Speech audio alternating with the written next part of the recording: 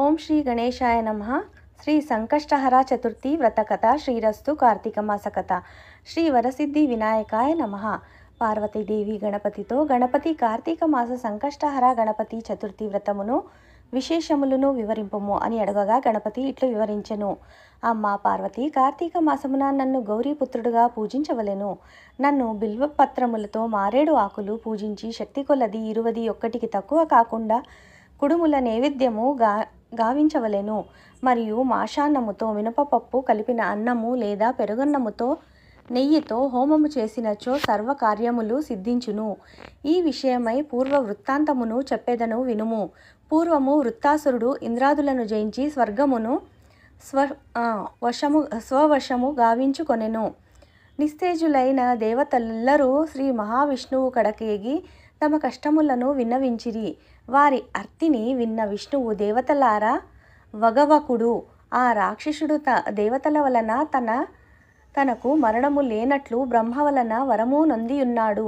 మరియు సముద్ర జలము అతనికి బలమునిచ్చుకుచున్నది. కనుక మీరెల్లరూ అగస్త్యుని వద్దకు వెళ్ళి ఆ సముద్రపు నీటినంతయు అతడు త్రాగునట్లు ప్రార్థింపుడు. అతడట్లు చేసిన పిదప వృత్తాసురుని వలన మీకు సంభవించిన ఉపద్రవము మీకు తెలిసినదే కదా. అతనిని జయించుటకు ఈ సముద్ర జలమును మీరు త్రాగవలెనని శ్రీమన్నారాయణుడు సూచించినాడు. మా ప్రార్థన మన్నించి ఈ కష్టము నుండి మమ్ము ఉద్ధరింపుము అని ప్రార్థించిరి.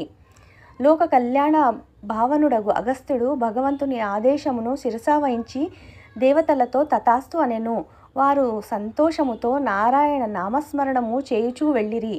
పిదప అగస్త్య మహర్షి, ఇంత పెద్దదైన సముద్రమందలి నీటినంతయు ఎట్ల త్రాగుదును, భగవదాజ్ఞను ఎట్లు నెరవేర్తును అని చింతించుచుండగా సంకష్టహర చతుర్థి వ్రతము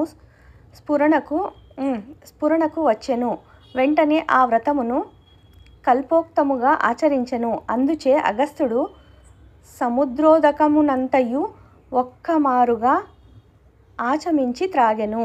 అంతటా వృత్తాసురుడు దుర్బలుడై దేవతలకు కనిపించగా వారు అతనిని జయించి స్వర్గమును పొంది సుఖించిరి అని ఇట్లు శ్రీకృష్ణ యుధిష్ఠిర సంవాత్మకమగు శ్రీ సంకష్టహర చతుర్థి వ్రతమును కార్తీక మాస కథ సమాప్తము. ఓం నమో నారాయణాయ. శ్రీ మహాగణపతి ప్రసాద సిద్ధిరస్తు. సమస్త సన్మంగళాని భవంతు. ఓం శాంతి శాంతి శాంతి.